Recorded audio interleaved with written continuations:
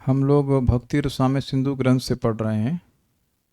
दक्षिण विभाग प्रथम लहरी विभाग नामक श्लोक क्रमांक 75 से आगे यहाँ पर भगवान के सुपांडित्य गुण का वर्णन किया जाएगा। तो सुपांडित्य, भगवान बहुत अच्छे पंडित हैं, तो उसके बारे में बात होगी। मेरे पीछे बोलिए।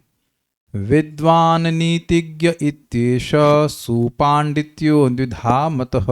विद्वान नीतिज्ञ इत्येष सुपांडित्यो द्विधा मतः। विद्वान अखिल विद्यावित् नीतिज्ञस्तु यथार्ह कृत। विद्वान अखिल विद्यावित् नीतिज्ञस्तु यथार्ह कृत। विद्वान अखिल विद्यावित् नीतिज्ञस्तु यथार्ह कृत। विद्वान अखिल विद्यावित् नीतिज्ञस्तु यथार्ह कृत।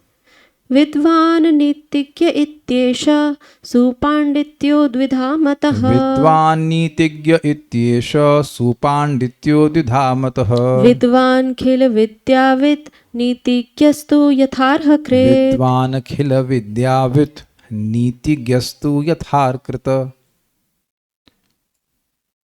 सुपांडित्य दो प्रकार का माना गया है। विद्वान और नीतिज्ञ। जो समस्त विद्याओं का ज्ञाता हो वह विद्वान है, और जो यथा योग्य कार्य करने वाला हो वह नीतिज्ञ है। मतलब बात यह है कि शास्त्र को जो जानेगा वो हो गया विद्वान, लेकिन शास्त्र के अनुसार नीति होती है कि इस परिस्थिति में व्यक्ति को ये कार्य करना चाहिए। तो जो उसको जानता है वह नीतिज्ञ कहलाएगा। इसलिए उसको वास्तविक रूप से उसको भी विद्वान, वही वास्तविक विद्वान है। शास्त्र का ज्ञान है लेकिन यह नहीं पता है कि कब क्या करना चाहिए, तो वास्तविक विद्वान नहीं। तो भगवान दोनों तरह से विद्वान हैं। एषः यह है सुपांडित्य। सुपांडित्य विद्वान एवं नीतिज्ञ नीतिज्ञ इति इस प्रकार द्विधा दो प्रकार का मत यानी माना गया है। यह सुपांडित्य दो प्रकार का माना गया है, विद्वान होना और नीतिज्ञ होना। विद्वान मतलब अखिल विद्यावित्, समस्त विद्याओं को जानने वाला होता है तो मतलब, और नीतिज्ञ मतलब यथा योग्य कार्य करने वाला होता है। जहाँ जैसा कार्य करना चाहिए उसको नीति कहते हैं। तो जो नीति को जानने वाला, भी नीति कहाँ से मिलती है? शास्त्र से मिलती है। लेकिन वो ठीक है शास्त्र को जानना, लेकिन इस समय यह करना चाहिए, इस समय ऐसा आचरण करना चाहिए, वो जो जानने का उसको नीति की कहेंगे। मतलब शास्त्र को भी जानता है और जानता है कि किस देश काल और परिस्थिति में कैसे कार्य करना चाहिए। दुर्गम संगम टीका। अखिल विद्याविद, इससे शास्त्रीय ज्ञान मात्र कहा गया है। मतलब जितना भी शास्त्र ज्ञान है उस सब जानता है, ये अर्थ हुआ। वहां भी उस शास्त्र को जानने में भी यथार्ह कृत के द्वारा कर्तव्यों में निश्चय ज्ञान को दर्शित किया गया। कर्तव्यों में निश्चय ज्ञान मतलब इस समय मेरा क्या कर्तव्य है उसको निश्चित रूप से समझना, इसको नीतिज्ञता कही जाती है। आज हम लोग केवल अखिल विद्यावित को ही चर्चा कर पाएंगे। तत्र आद्य मतलब विद्वान की चर्चा होगी, यानी अखिल विद्यावित भगवान कैसे चर्चा होगी। यथा यहां पे एक श्लोक है। सुष्टु पूर्वं परिचर्य गौरवात् पितामहाद्यम्बुधरै प्रवर्तिताः। सुष्ठु पूर्वं परिचर्य गौरवात् पितामहाद्यम्बुधरैः प्रवर्तिताः। कृष्णार्णवं काश्य गुरु क्षमाभृतस् तमेव विद्यासरितः प्रपेदिरे। कृष्णार्णवं काश्य गुरु क्षमाभृतस् तमेव विद्यासरितः प्रपेदिरे। सुष्टु पूर्वं परिचर्य गौरवात् पितामहाद्यम्बुधरै प्रवर्तिताः। सुष्ठु पूर्वं परिचर्य गौरवात् पितामहाद्यम्बुधरैः प्रवर्तिताः। कृष्णार्णवं काश्य गुरु क्षमाभृतस्तमैव विद्यासरितः प्रपेदिरे। कृष्णार्णवं काश्य गुरु क्षमाभृतस्तमेव विद्यासरितः प्रपेदिरे। सुष्ठु पूर्वं परिचर्य गौरवात् पितामहाद्यम्बुधरैः प्रवर्तिताः। सुष्ठु पूर्वं परिचर्य गौरवात् पितामहाद्यम्बुधरै प्रवर्तिताः। कृष्णार्णवं काश्य गुरु क्षमाभृतस् तमेव विद्यासरितः प्रपेदिरे। कृष्णार्णवं काश्य गुरु क्षमाभृतस्तमेव विद्यासरितः प्रपेदिरे। अत्यंत गौरव के कारण जिस कृष्ण रूप विद्या सागर को मेघों के समान भली प्रकार सेवन करके पितामह ब्रह्मा आदि मेघों के द्वारा प्रवाहित, अर्थात जैसे मेघ समुद्र से जल लेकर गौरव युक्त भारी हो जाता है और फिर फिर वृष्टि यानी बारिश द्वारा नदियों को प्रवाहित करता है, इसी प्रकार पितामह आदि ने जिस कृष्ण से विद्या ग्रहण कर गौरव प्राप्त किया और विद्या की नदियों को प्रवाहित किया, वे विद्या रूप नदियां काशी में उत्पन्न होने से कृष्ण के गुरु सांदीपनि मुनि काश्य कहलाते हैं। उन सांदीपनि मुनि रूप पर्वत से निकलकर अर्थात मुनि गुरु के उपदेश द्वारा गंगा आदि के समान फिर उन नदियों या विद्या नदियों के आदि मूल कृष्ण रूप सागर को ही प्राप्त हो गई, सागर में ही पहुंच गई। बहुत लंबी बातें हो गई, देखिए फोटो समझ में आ जाएगा। श्री कृष्ण कैसे हैं? विद्या के सागर के जैसे। तेन ब्रह्म हृदया आदि कवये मोहयंत यत सूर्य। तो भगवान के ही द्वारा ब्रह्मा जी को जो आदि कवि हैं ज्ञान प्रदान किया गया और ब्रह्मा जी से अन्य ऋषियों को भी ज्ञान प्राप्त हुआ।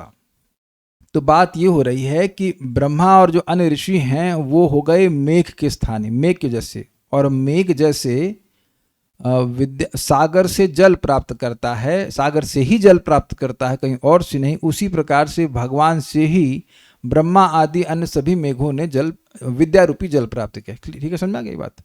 फिर कह रहे हैं कि मेघ क्या करते हैं, ये मेघ जल वर्षा करते हैं पर्वत के ऊपर और पर्वत से नदियां बन जाती हैं। तो पर्वत कौन है? सांदीपनि मुनि। सांदीपनि मुनि पर कैसे वर्षा हुई? ब्रह्मा जी की जो परंपरा आ रही है उस गुरु शिष्य परंपरा में सांदीपनि मुनि भी आते हैं, तो उनको ज्ञान प्राप्त हुआ।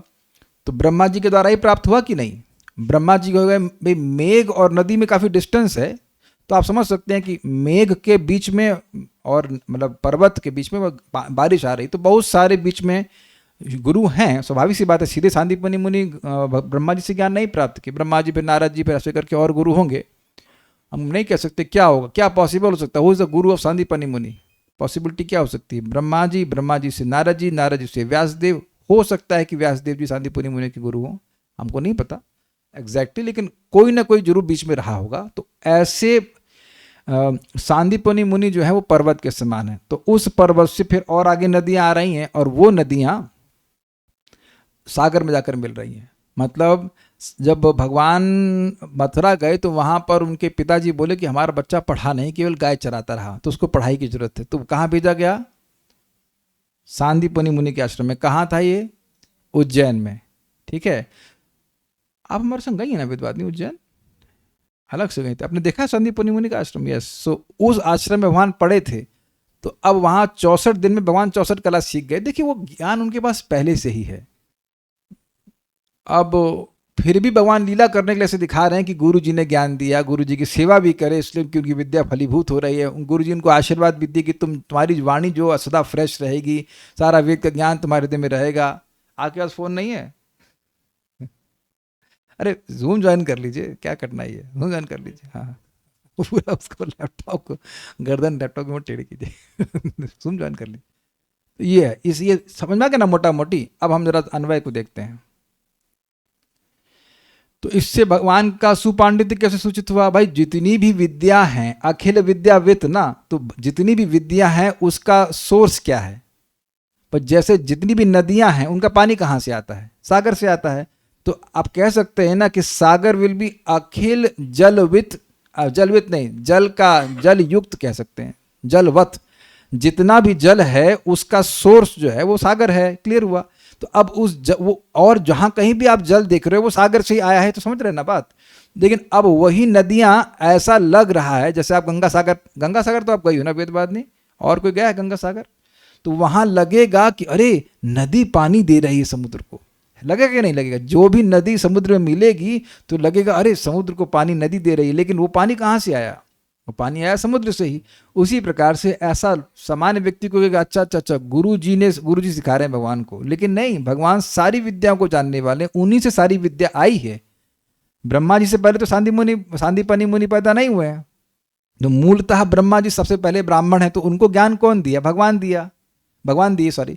और उन्हीं से परंपरा प्राप्त करके सांदीपनि मुनि ने ज्ञान प्राप्त किया, और उनसे फिर भगवान फिर ले रहे हैं, लेकिन वो मतलब बस लीला के लिए, ऐसा नहीं कि भगवान को ज्ञान नहीं है। तो इससे भगवान का सुपांडित्य स्थापित हो गया। सबको समझ में आ रहा है बात? ठीक है। सुष्टु गौरवात, सुष्टु मतलब होता है अत्यंत अच्छे से। जिन कृष्ण रूप विद्यासागर का अत्यंत गौरवात, गौरव से पितामह आद्य अंबुधरय, पितामह मतलब ब्रह्मा जी और आदि मतलब अन्य ऋषि, उन रूप मेघों द्वारा, यानी ब्रह्मा जी की तुलना की जा रही है मेघ से, ब्रह्मा जी और अन्य ऋषियों की तुलना की जा रही है मेघ से, उनके द्वारा बड़े गौरव से पूर्वम परिचर्या, पहले सेवन करके। देखिए थोड़ा समझिए, सेवन करने का मतलब क्या है। जैसे गुरु की सेवा करके ज्ञान प्राप्त होता है ना, उसी प्रकार से ब्रह्मा जी ने भगवान की सेवा करी। क्या सेवा करी थी ब्रह्मा जी ने? भगवान ने इनको दो शब्द बोले थे, तप और तप। उस वाणी पे स्थित होकर निर्वलीक भजन किया, बिना चीटिंग के ब्रह्मा जी भजन किए, तो भगवान अंदर से ज्ञान प्रकाशित किए। क्लियर हुआ? तो बड़े गौरव से, गौरव का मतलब केवल दो शब्द सुने, तप तप। अब किसी व्यक्ति की वाणी पर एकदम अपना जीवन चला दे तो तभी चलाएंगे ना जब उस व्यक्ति की वाणी के प्रति गौरव बुद्धि हो। गौरव बुद्धि समझते हैं? गुरु से, गुरु गौरव मतलब महत बुद्धि हो कि भाई ये बहुत बड़ी बात कह रहे हैं। जैसे हम लोग रोज 16 माला जप करते हैं तो प्रभुपाद जी की बात पर गौरव, प्रभुपाद जी के प्रति गौरव बुद्धि है कि महान भक्त हैं, शुद्ध भक्त हैं, इनकी वाणी हमारे कल्याण करेगी, इत्यादि इत्यादि, है कि नहीं? तो गौरव बुद्धि होती तब ना कोई सेवा करता है। आप कहें सामने वाला, आपके मन में कि ये व्यक्ति थर्ड क्लास है, अब बात मानेंगे उसकी? अगर वो सही भी बोल रहा होगा तब भी अगर हमारे मन में भावना है कि ये आदमी थर्ड क्लास है, हमारे मन में उसके प्रति कोई गौरव बुद्धि नहीं, तो आप नहीं करने वाले। कभी कभी खराब आदमी भी सही बात बोलता है, लेकिन हमारे मन में रहता है ये सब चोर है, इसकी बात नहीं मानेंगे। फिर वही बात कोई दूसरा व्यक्ति बोलता है तो मानते। ये हो हम ही, हमारे संग हो रहा है, आप लोग संग भी होता है। अच्छा ये भी बोलना, अच्छा ठीक है, तब करते हैं इसको। तो बड़े गौरव से, बड़े आदर से ब्रह्मा जी और अन्य लोग भगवान श्री कृष्ण का सेवन किए। उनकी सेवा करके परिचर्या समझते हैं? परिचर्या का मतलब क्या होता है? सेवा करना। उनकी सेवा करके, परिचर्या का मतलब होता है शरीर को सुख दें, मतलब बेसिकली किसी भी तरह सेवा करके, सुखी करके, उससे उनको ज्ञान प्राप्त हुआ, मतलब उनको जल प्राप्त हुआ।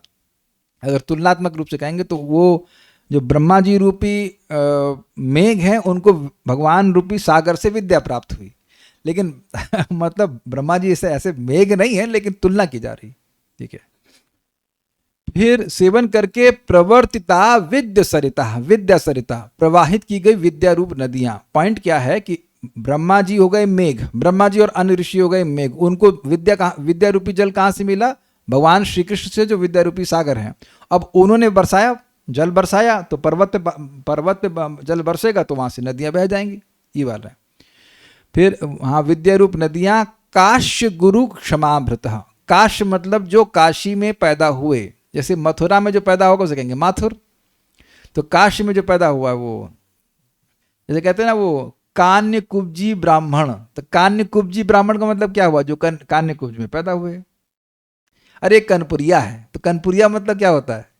कानपुर, रामपुरी चाकू रामपुर में बनाया जाता, सुना है ना? उसी तरह से काश्य मतलब जो काशी में पैदा हुए।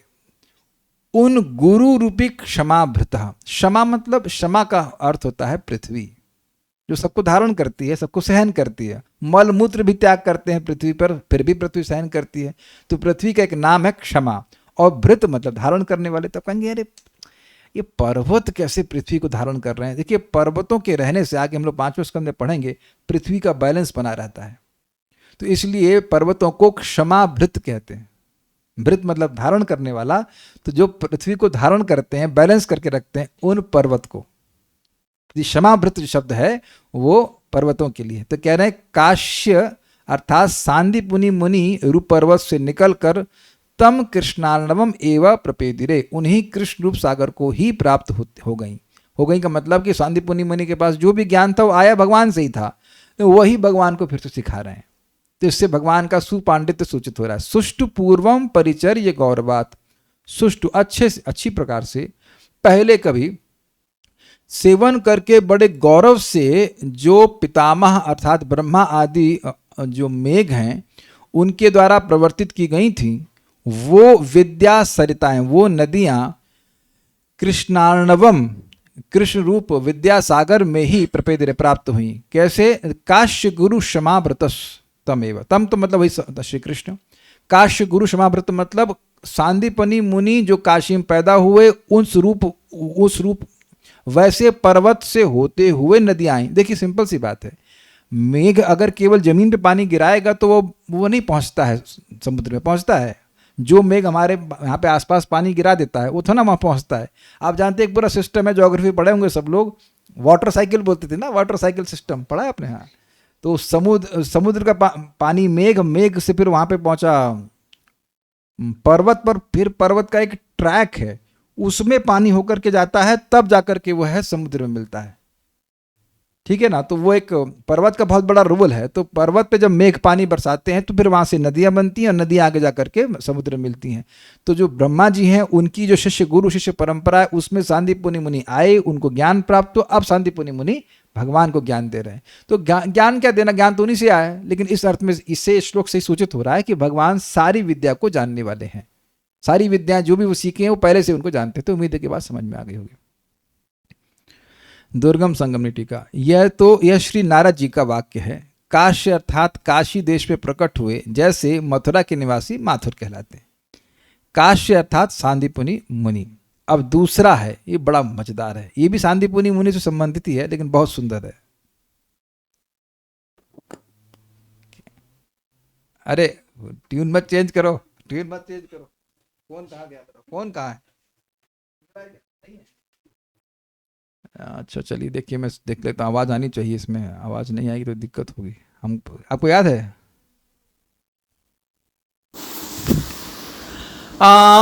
Okay got it. हाँ, आम्नाय प्रथितान्वया स्मृतिमती बाणं षडोंगोज्ज्वला। बहुत हाई आ रहा है। आम्नाय प्रथितान्वया स्मृतिमती बाणं षडोंगोज्ज्वला। आम्नाय प्रथितान्वया स्मृतिमती बाणं षडंगोज्ज्वला। थोड़ा और स्लो कीजिए इसको, थोड़ा पहले गा करके टेस्ट कर लें, उसके बाद अर्थ समझेंगे। आम्नाय प्रथितान्वया स्मृतिमती बाढं षडोंगोज्ज्वला। आम्नाय प्रथितान्वया स्मृतिमती बाढं षडंगोज्ज्वला। न्यायेनानुगता पुराणसुहृदा मीमांसया मंडिता। न्यायेनानुगता पुराणसुहृदा मीमांसया मंडिता। त्वां लब्धावसराचिरात् गुरुकुले प्रेक्ष्यास्वसंगार्थिनम्। त्वां लब्धावसराचिरात् गुरुकुले प्रेक्ष्य स्वसंगार्थिनम्। विद्यानामवधूश्चतुर्दश गुणा गोविन्द शुश्रूषते। विद्यानामवधूश्चतुर्दश गुणा गोविंद शुश्रूषते। ये एक विद्या होती है, इसे कहते हैं छंद विद्या। ये शार्दूल विक्रीडित छंद है, इसको कैसे गाया जाए ये भी एक विद्या है। तो उसी तरह से गाने का प्रयास किया जा रहा है। आम्नाय प्रथितान्वया स्मृतिमती बाढं षडोंगोज्ज्वला। आम्नाय प्रथितान्वया स्मृतिमती बाढं षडंगोज्ज्वला। न्यायेनानुगता पुराणसुहृदा मीमांसया मंडिता न्यायेनानुगता पुराणसुहृदा मीमांसया मंडिता त्वां लब्धावसराचिरात् गुरुकुले प्रेक्षा स्वसंगार्थिनम् त्वां लब्धावसराचिरात् गुरुकुले प्रेक्ष्य स्वसंगार्थिनम् विद्यानामवधूश्चतुर्दश गुणा गोविन्द शुश्रूषते विद्यानामवधूश्चतुर्दश गुणा गोविन्द शुश्रूषते आम्नाया प्रथितान्वया स्मृतिमती बाढं षडोङ्गाज्वला आम्नाया प्रथितान्वया स्मृतिमती बाणं षडोङ्गोज्ज्वला न्यायेनानुगता पुराणसुहृदा मीमांसया मंडिता न्यायेनानुगता पुराणसुहृदा मीमांसया मंडिता त्वां लब्धावसराचिरात् गुरुकुले प्रेक्ष्य स्वसंगार्थिनम् त्वां लब्धावसराचिरात्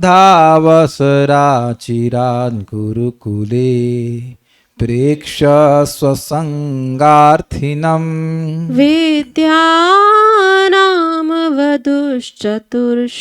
चतुर्दश गुणा गोविन्द शुश्रूषते विद्यानामवधूश्चतुर्दश गुणा गोविन्द शुश्रूषते। एक और उदाहरण देखिए। आम्नाय अर्थात वेद से जिसके वंश का विस्तार हुआ है, इस प्रकार की अर्थात चारों वेदों से युक्त, चार जोड़ लीजिएगा। स्मृति अर्थात धर्मशास्त्र से युक्त 5। शिक्षा कल्प, कॉमा, कल्प के बाद कॉमा लगाइएगा। शिक्षा कल्प व्याकरण निरुक्त छंद और ज्योतिष रूप 6 अंगों से उज्ज्वल। कितने हो गए? 6 और 5 11। यहाँ तक 11 गुण हो गया। और इसके आगे 12वें न्याय से अनुगत, 13वां पुराण रूप सुहृद और मित्र, और 14 मीमांसा से सेवित। इस प्रकार 14 गुणों वाली विद्या वधु बहुत समय से गुरुकुल में ब्रह्मचर्य का पालन करते हुए देखकर अवसर प्राप्त होने पर तुम्हारा संग प्राप्त करने के लिए हे गोविंद तुम्हारी सेवा करना चाहती। क्या मतलब है? भगवान सांदीपनि मुनि के आश्रम में गए तो ब्रह्मचारी के रूप में गए, वहां शादी करके थोड़ा ना गए थे। तो देख, वो जान रहे कि ये ब्रह्मचारी हैं और हमारा संग चाहते हैं, मतलब विद्या चाहते हैं। देखी कि हमारा संग चाहते हैं, शादी करना चाहते हैं, तो अब वो अपनी सेवा करना चाहते हैं। कुछ समझे बात? विद्या रूप वहां बैठी हुई है, गुरु जी के आश्रम गुरुकुल में बैठी है ना विद्या। तो विद्या रूप वधु है, वो देख रही कि लड़का बड़ा अच्छा है, हमारा संग चाहता है, तो वह भी सेवा करना चाहती है, वही मतलब उनको स्वीकार करना चाहती है, ऐसा करके। लैंग्वेज बड़ा मजेदार है। अन्वय देखिए। आम्नाय, आम्नाय मतलब वेद, और प्रथा समझा है आपने? प्रथा सेंस होता है परंपरा का, और अन्वय का मतलब होता है क्रम। 1 2 3 विल बी अन्वय। गुरु के बाद उनके शिष्य, उनके बाद उनके शिष्य, इसको अन्वय कहा जाएगा। यानी कि लॉजिकल सीक्वेंस है। अगर कोई शिष्य कहे कि वो अपने गुरु जी को ज्ञान दिया तो वो गलत होगा, वो उल्टा हो जाएगा, वो क्रम टूट जाएगा। तो यानी वेद से जिसके वंश का विस्तार हुआ। वंश किसी वंश समझते हैं? वंश मतलब वंश भी आता है बांस से, बांस का विस्तार होता है ना इस तरह से। तो भगवान से आए ज्ञान ब्रह्मा जी के पास, ब्रह्मा जी से फिर अन्य ऋषियों को गया, तो एक वंश का विस्तार हो रहा है कि नहीं? तो विद्या तो सब विद्या ही आएगी। तो विद्या का वंश का विस्तार कहाँ से हुआ? वेद से है, मतलब सतकुल। पिताजी का नाम क्या? वेद। तो जो मूल विद्या है वो वेद से आ रही है। विद धातु आता है मतलब जानना, तो विद्या का मूल सोर्स क्या है? वेद। तो वेद जो है वो वेद से वंश का विस्तार हो रहा है, अर्थात बहुत ऊंचे कुल में है, ये अर्थ है। और लड़की से भी मैच कराते रहिएगा। विद्या है और विद्या देवी जो है वो वधु भी है, उनका वंश बहुत उच्च कुल का है, सतकुल से आई है। स्मृतिमती मतलब स्मृति अर्थात धर्म शास्त्र से युक्त। देखिए स्मृति का मतलब क्या होता है? देखिए वेद को कहा जाता है श्रुति, जो सीधे भगवान से आए, इसको सुना गया, लेकिन उसके आधार पर जो धर्म शास्त्र लिखे गए हैं मनु आदि के द्वारा, उसको स्मृति कहते हैं। आपने कुछ सुना, उसको समझा, फिर उसके अनुसार आपने का मतलब बड़े लोग हम जैसे लोग नहीं, लेकिन मनु महाराज ने ब्रह्मा जी से सुना, वेद सुना, तो वेद के आधार पर मनुष्य को कैसे धर्म का पालन करना चाहिए उसको लिखा, उसको धर्मशास्त्र कहते हैं। सुना, स्मरण करके लिखा, उसे स्मृति कहते हैं। समझ रहे हैं बात?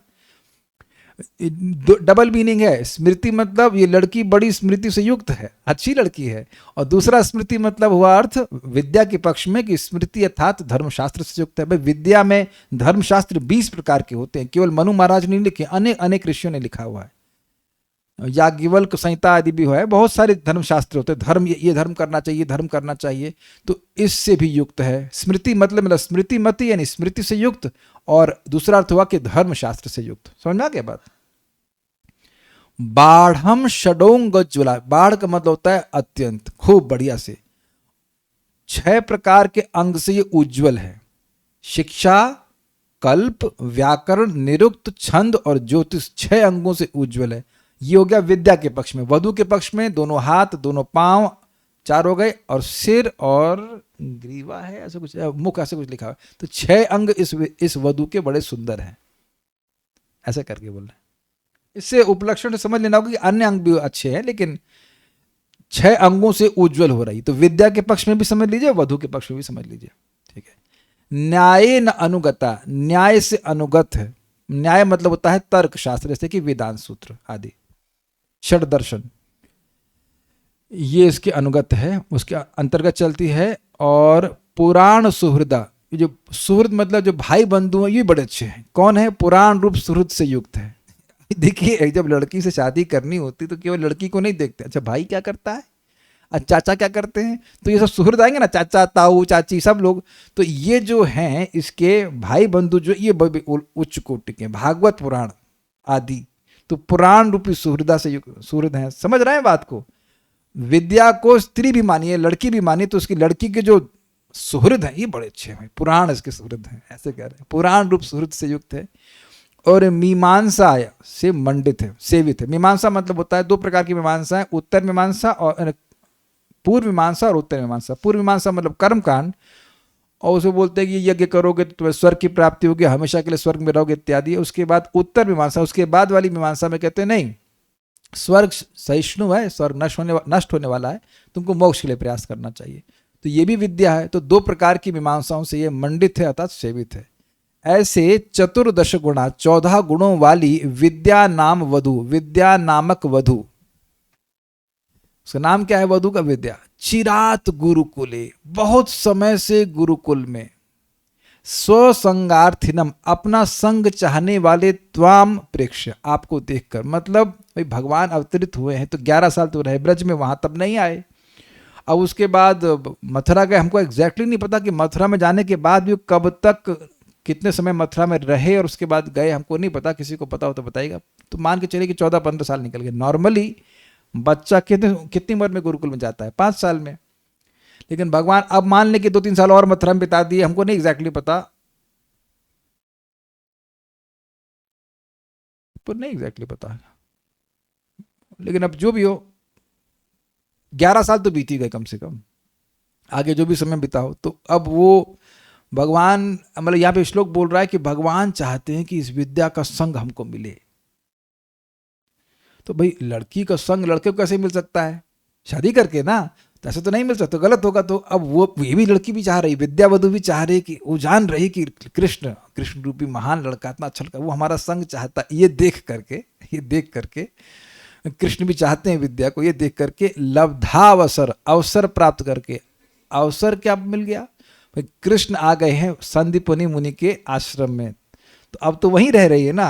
अवसर प्राप्त करके गोविंद शुश्रूषते, हे गोविंद सेवा करना चाहती है, विद्या स्वयं श्री कृष्ण की सेवा करना चाहती है। इससे सूचित हो रहा है कि गोविंद सारे विद्या के आश्रय हैं, सर्व विद्या अखिल विद्यावित है।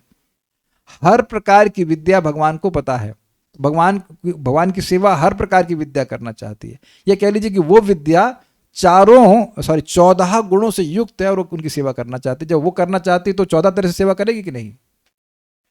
भाई जिस माता जी को केवल दाल चावल बनाना आता है तो पति के लिए क्या बनेगा जिंदगी भर? दाल चावल है ना।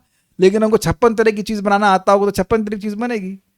अग्रीड, कुक जैसा होगा वैसा बनाएगा। तो अब ये विद्या वधु कैसी है? 14 गुणों से युक्त है, निरुक्ति ज्योतिषी सब भगवान को, वो हर तरह से भगवान की सेवा करना चाहती है। मतलब भगवान सब विद्या को जानने वाले हैं। आप इसको 10th कैंटो में पढ़ेंगे, भगवान सब सीख लिए, ज्योतिष सीख लिए, ये सीख लिए, सब सारी विद्या सीख लिए और बहुत जल्दी सीख लिए।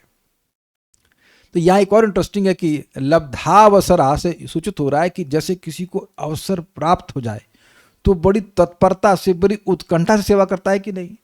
मान लीजिए जैसे कोई क्लास में रुचि नहीं है कि अरे यार क्या बैठे, कब क्लास समाप्त होगा। लेकिन जिसको क्लास में रुचि है वो तो अरे यार अवसर मिल गया क्लास सुनेंगे सुनेंगे सुनेंगे। तो दोनों में अंतर है कि नहीं? तो ये पहले से वेट कर रही थी कि मतलब देख रहे कि भगवान कृष्ण आए हमारे पास, हमारी और कृष्ण चाह भी रहे हैं उनका संग। ऐसा भी नहीं कि विद्या नहीं प्राप्त करना चाहते, जाके वहाँ झगड़ा करने गए हैं, किसी मार काट करने के लिए नहीं, वहाँ नहीं, वो विद्या ही प्राप्त करने गए। सांदीपनि मुनि के आश्रम में किसी को मारे नहीं है वो वहाँ मार काट वाला काम नहीं किए। तो इसलिए बड़ी खुश है। Lord is exclusively dealing with विद्या वधु। भगवान सांदीपनि मुनि के आश्रम में विद्या वधु का ही संगत कर रहे हैं, और किसी लड़की पे दृष्टि भी नहीं, ना कोई गोपी है, ना कोई ना रानी है, कोई केवल विद्या वधु है साथ में। तो उस अर्थ में आप समझिएगा कि वधु बड़ी प्रसन्न है कि हमारा ही संग चाहते हैं। आपको पता नहीं कैसा लगा, हमको तो श्लोक अर्थ की दृष्टि बड़ा मजेदार लगा था। अब हम लोग उसकी टीका के देखते हैं। दुर्गम संगमनि टीका। आमनाय आदि यह श्लोक सिद्धों और चारणों की स्तुति है, इसीलिए इतनी ब्यूटीफुल है। विद्या के पक्ष में अगर श्लोक का अर्थ विद्या के पक्ष में लेते हैं तो क्या है? आमनाय अर्थात चारों वेदों से, प्रत्युतः अर्थात विस्तारित। मैंने समझा था ना, प्रथा मतलब परंपरा, तो सारा ज्ञान वेद से आता है, ठीक है, वहां से विस्तारित, एक्सपैंडेड। अन्वय मतलब व्युत्पत्ति जिसकी है वह विद्या। व्युत्पत्ति का मतलब होता है विशेष रूप से उत्पत्ति, मतलब उत्पन्न कहाँ से हुई? वेद से उत्पन्न हुई, ये बात बोल रहे हैं। स्मृति अर्थात मनु आदि स्मृति ग्रंथ अर्थात धर्मशास्त्र, उससे युक्त है। शिक्षा कल्पो व्याकरणम ज्योतिषम छंद एव च निरुक्तम च निरुक्तानि षडांगानि मनीषिभिः। वेदों के 6 अंगों को विद्वानों द्वारा इस प्रकार परिभाषित किया गया है। शिक्षा यानी उच्चारण, कैसे बोलना चाहिए श्लोकों को। कल्प यानी कर्मकांड के नियम। व्याकरण तो स्पष्ट है, जानते हैं आप। ज्योतिष मतलब ज्योतिष विद्या एवं खगोल शास्त्र भी आप जानते हैं। ज्योतिष विद्या भविष्य के लिए होता है, वो सब ग्रह को देख करके, और बाकी ग्रहों का क्या प्रभाव पड़ेगा, कौन सा ग्रह कहाँ पे है, ये सब भी आएगा। 5वें स्कंद में भी आता है। छंद आपने अभी सुना ही, जैसे हम लोग गा रहे थे, इसको शार्दूल विक्रीडित छंद कहते हैं। छंद मीन्स पोएट्री। अनेक अनेक प्रकार के होते हैं। उपेंद्र और इंद्र और पता नहीं क्या उपजाति, और पता नहीं कितने तरह के छंद होते हैं, गाने के तरीके होते हैं। अनुष्टुप छंद जो गीता का है मोस्टली, ऐसे करके बहुत अच्छे अच्छे छंद हैं। तो हम लोग तो कुछ कोई जानते, तो वो उस पर एक लोगों ने शास्त्र लिखे हुए हैं। कोई शास्त्र का नाम बता रहे थे, छंद मालिका या ऐसा कुछ था, वो भक्त जो सिखा रहे थे वो इसमें नाम बता रहे थे। अनेक अनेक छंद पे शास्त्र लिखे गए हैं, तो गाने की शैली से कहा जाएगा, ठीक है। और निरुक्त यानी व्युत्पत्ति शास्त्र। व्युत्पत्ति शास्त्र मतलब निरुक्ति नाम की डिक्शनरी है जो समझाती है कि ये शब्द की व्युत्पत्ति कैसे हुई। जैसे अगर आपको कल का श्लोक याद तो नहीं होगा, कल एक बात आई थी लक्ष्मी। तो लक्ष्मी शब्द कहाँ से आया? लक्ष्य धातु से आया। लक्ष्य का मतलब जानना, लक्ष्य का मतलब सुंदर।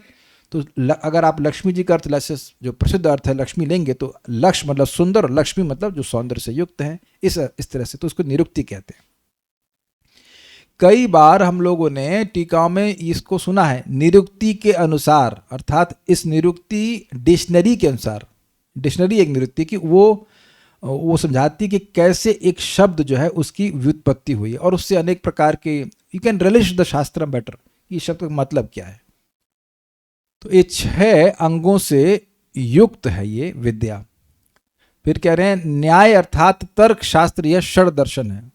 अब हम भूल रहे हैं क्या, एक तो बहुत सारे दर्शन होते हैं, दर्शन मतलब फिलोसफी, तो उसको वो न्याय के अंतर्गत आता है। तो उसमें अलग अलग प्रकार के लोगों ने तर्क किए हैं, हम लोग उसको इंग्लिश में प्रभात कहते हैं सिस्टम्स ऑफ फिलोसफी, तो वो अलग अलग प्रकार के होते हैं, तो न्याय के अनुगत है। पुराण अर्थात श्रीमद् भागवत आदि सुहृद हैं, ये इसके मतलब भाई बंधु हैं कहना चाहते हैं।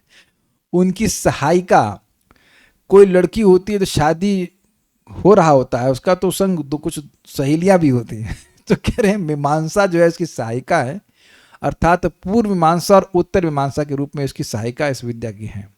इसी के अनुसार 14 गुण हैं, जिसका प्रमाण इस प्रकार प्राप्त होता है। अंगानि वेदश्चत्वारो मीमांसा न्याय विस्तरः धर्मशास्त्रम पुराणम च विद्या ही एता चतुर्दश।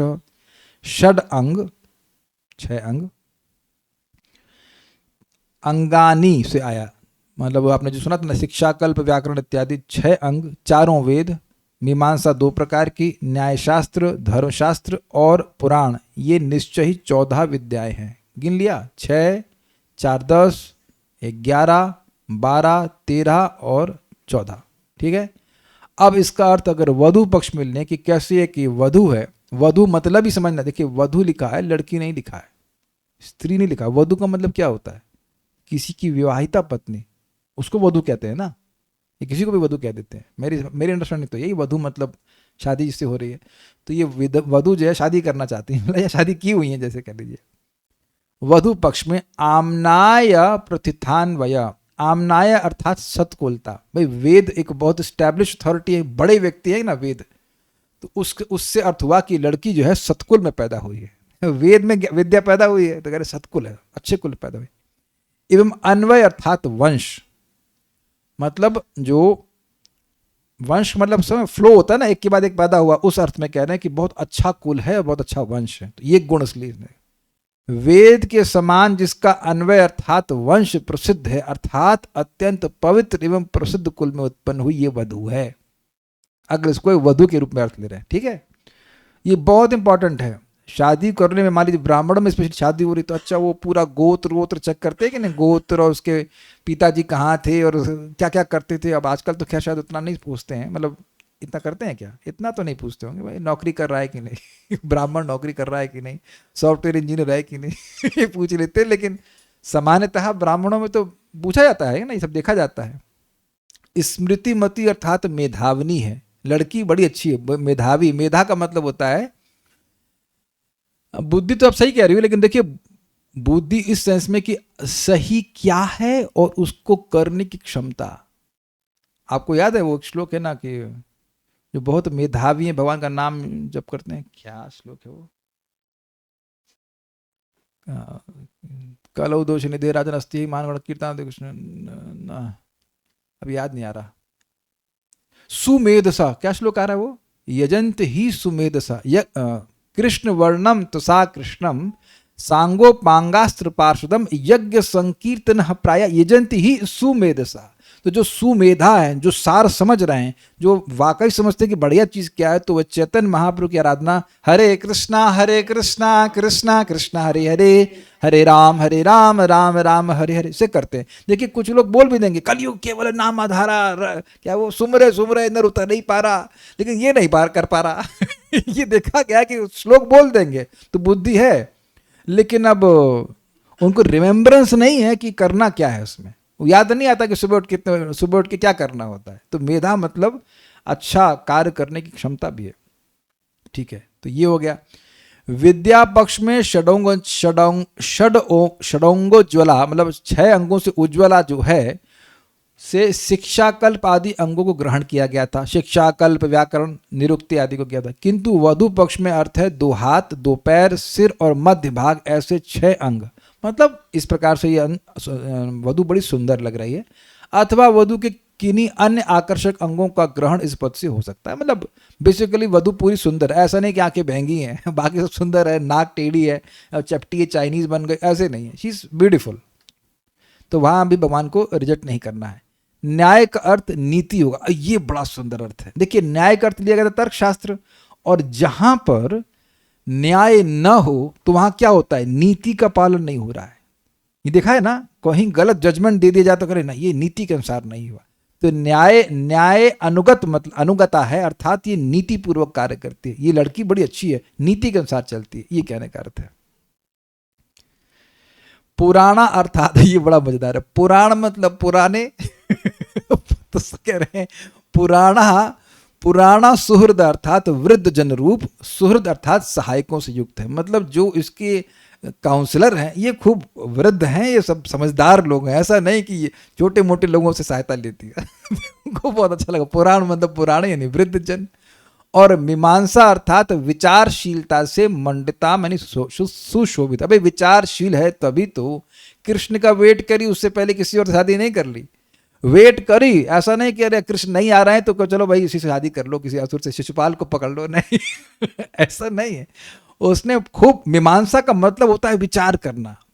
अरे क्या इस पे हम मीमांसा करें, ये आपने सुना होगा शब्द, तो मीमांसा मतलब क्या विचार, ऐसा भी हो सकता है वैसा भी हो सकता है, इसे कहते हैं मीमांसा, विचारशीलता। तो कह रहे ये अत्यंत विचारशील है, इससे इस शोभा को प्राप्त हो रही है। विचारशील है तभी ना कृष्ण की प्रतीक्षा कर रही है, और देख रही कि कृष्ण हमको चाहते हैं तो सेवा कर रही है। तो जो विचारशील व्यक्ति वही श्री कृष्ण की सेवा करेगा, तो इसे मीमांसा कहते हैं। तो मीमांसा मतलब ये वधु बहुत विचारशील है, बुद्धिमान है, विचार करने में समर्थ है। गुरु यहाँ पिता आदि है, मतलब गुरुकुल में विद्या निवास कर रही है, विद्या वधु, और ये लड़की जो है अपने पिताजी के यहाँ पे पिताजी कौन है, गुरु जी है। गुरु जी से विद्या मिलती है ना, तो पिता कौन हुए, विद्या के पिता गुरु जी नहीं हुए। ठीक है, उनके कुल में विद्यमान यह वधु है, यह अर्थ है। ब्यूटीफुल ना। नोट, वधु पक्ष में 14 गुण इस प्रकार ग्रहण किए गए हैं। वेद की तरह पवित्र, पितृ और ससुर वंश वाली, पिता की तरफ से और क्या कहेंगे उसको, इन लॉस की तरफ से, बड़ा अच्छा गुण है इसका।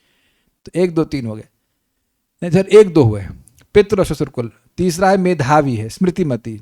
उसके बाद 6 जोड़ लीजिए, सुंदर, 2 हाथ 2 पैर, सिर और कटी और कमर। तो कहाँ तक पहुंच गए हम लोग, 6 3 9 हुआ ना। 10वां हो गया नीतिपूर्ण, न्याय। वृद्ध जन आज्ञाकारी अर्थात पुराण और सुहृद है 13वां, और विचारशीला है, सॉरी क्या बोल गया मैं, सुहृद 12वां है और विचारशीला 13वां है, और 14वां है जिसके माता पिता कुल वर्तमान हो। मतलब देखिए इंटरेस्टिंग बात, ये इंटरेस्टिंग है, गुरुकुल में है, ये बोला था ना। तो गुरु के अर्थ लिया गया था माता पिता से। पॉइंट ये कि कोई लड़की हो सकता हो कि बड़े कुल में पैदा हुई हो, लेकिन माता पिता नहीं है तब। तो माता पिता के होने से शादी करना आसान होता है कि नहीं, कुछ समझ आप नहीं समझना एकदम लेकिन जो लोग आप समझ रहे, लड़की है, अकेली लड़की से शादी करने में लोग थोड़ा हिचकिचाते हैं, पता नहीं कौन माता पिता है, लेकिन माता पिता भी विद्यमान होते हैं तो आसान होता है ना शादी करना।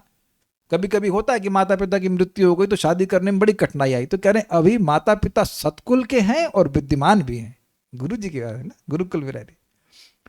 वह वधु जो ज्ञान के समान 14 उत्तम गुणों से संपन्न है, अपने पिता के घर यानी गुरुकुल में रहते हुए यह देख कर कि आप उसकी संगति चाहते हैं, आपकी सेवा करने की इच्छा रखती है। समझ रहे हैं बात, कि कोई लड़की देखी, सोची कि अरे लड़का बड़ा अच्छा है, हमारे से शादी करना चाहता है, हमारी संगति करना चाहता है, तो वह भी इच्छा करती है कि संगति होगी तो हम सेवा करेंगे, शादी हो जाएगी तो हम सेवा करेंगे। तो इस प्रकार से विद्या, भगवान सारी विद्या, मतलब ये विद्या कैसी है, हर अन्य प्रकार की ज्ञान से युक्त है। ऐसी विद्या भगवान की सेवा करना चाहती है। तो अब आप समझ रहे ना, अखिल विद्यावित हो गए कि नहीं हो गए, प्रमाण समझ आ रहा है। अखिल मतलब सारी, और विद्या ये कैसी विद्या वधु है, सारे ज्ञान से युक्त हैं, और वित्त मतलब जानने वाला। तो अब अपनी पत्नी को तो लोग जानते ही हैं, तो अब ये कह रहे हैं कि इससे प्रमाण हो गया कि श्री कृष्ण अखिल विद्यावित हैं। और ये बोला किसने, सिद्धों और चारणों ने। तो जरा सिद्ध चारणों का अनुगत करके फिर से बोल लेते हैं, अब तो समझ में आएगा, कम से कम ना समझ में आए लेकिन गाइएगा तो कम से कम आप लोग को हम छंद सिखा पाएंगे। एक छंद बोलना तो सीख जाइए। आम्नाया प्रथितान्वय स्मृतिमती बाढ़म षडोंग ज्वला। आम्नाय प्रथितान्वया स्मृतिमती बाढं षडाङ्गोज्ज्वला न्यायेनानुगता पुराणसुहृदा मीमांसया मण्डिता न्यायेनानुगता पुराणसुहृदा मीमांसया मण्डिता त्वां लब्धावसराचिरात् गुरुकुले प्रेक्षा स्वसङ्गार्थिनम् त्वां लब्धावसराचिरात् गुरुकुले प्रेक्ष्य स्वसङ्गार्थिनं विद्यानामवधूश्चतुर्दश गुणा गोविन्द शुश्रूषते विद्यानामवधूश्चतुर्दश गुणा गोविन्द शुश्रूषते। एक बार और आस्वादन किया जाए, छंद का सब लोग साथ में गाएंगे। आम्नाया प्रथितान्वया स्मृतिमती बाणं षडोङ्गज्ज्वला न्यायेनानुगता पुराणसुहृदा मीमांसया मण्डिता त्वां लब्धावसराचिरात् गुरुकुले प्रेक्ष्य स्वसङ्गार्थिनं विद्यानामवधूश्चतुर्दश गुणा गोविंद शुश्रूषते। तो उम्मीद है कि श्लोक आप लोगों को अच्छा लगा होगा, गाने में भी, अर्थ में भी। Like this, so we'll stop here. Shri भक्ति स्वामी सिंधु की जय, श्रील प्रभुपाद की जय, निताई गौर प्रेमानंदे।